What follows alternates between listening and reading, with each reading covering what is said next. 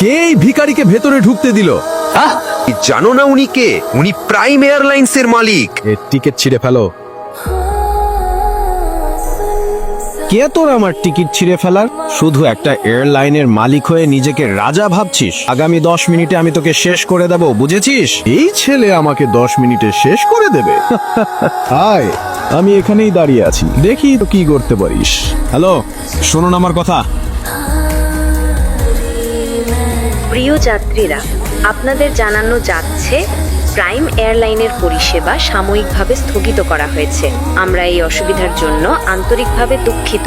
Authority, আমার অনুমতি ছাড়া, কোনো নোটিশ ছাড়াই এই ঘোষণা কেন হচ্ছে? স্যার, উপর থেকে তৎক্ষণাৎ নির্দেশ এসেছে। নির্দেশ? আপনার লাইসেন্স বাতিল করা।